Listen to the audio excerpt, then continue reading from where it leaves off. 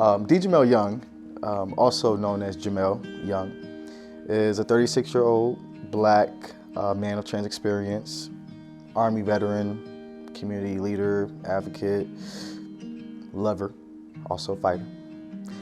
My father was in the military. My mother was a young parent, and I was born in the late 80s. So my parents were caught up in that late 80s, early 90s lifestyle. My grandmother raised me while my father and my mother kind of were in and out the streets, in and out of jail.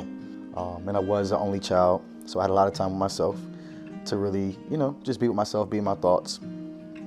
And I think that helped me identify who I was. Nobody was really like telling me or dictating who I was. As I look back and reflect, I see the young me in a male mindset, but I just was being me. I was just living, just loving, just wanting. It wasn't until I moved to New York, about 6th grade, is when I started like trying to identify my identity.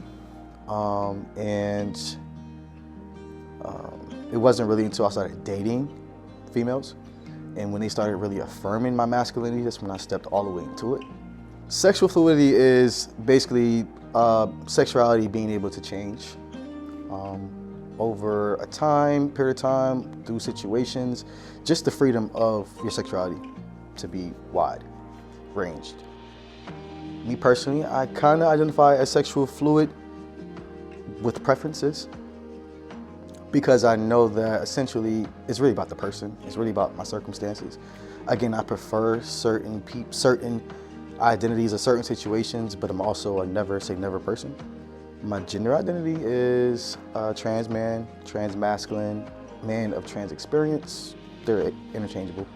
Gender identity and sexuality and sexual identity are completely separate, but they do exist and intersect in spaces. Gender identity is how you see yourself, who your true inner self is. And then sexual identity is who you choose to love and have sex with and who you're attracted to. Life for me as a black trans man is loaded. And if you would have asked me some years ago, it probably would have been different. In current time, it is empowering, it is fulfilling, scary, but it is where I need to be to succeed. I thrive off being seen of who I am.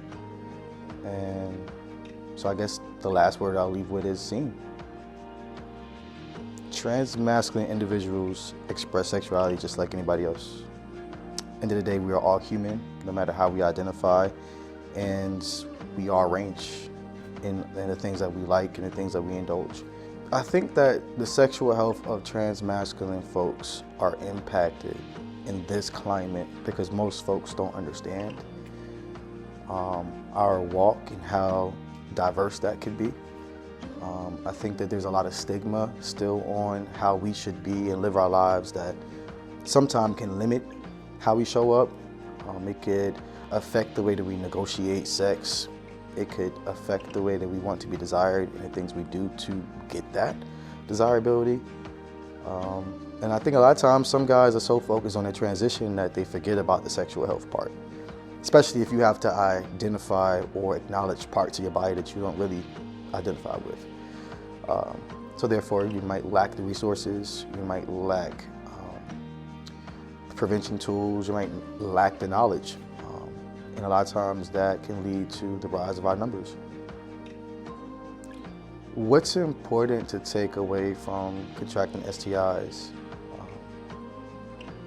is that it does not discriminate against any person.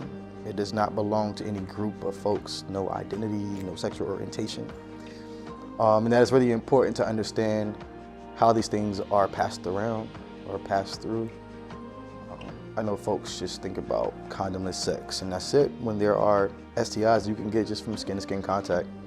So one of my goals is to really take away that layer of stigma, to kind of make it a more approachable conversation to have about the things you like to do. What are the realities of that risk, and how can you still do the things you like to do, maybe a little safer.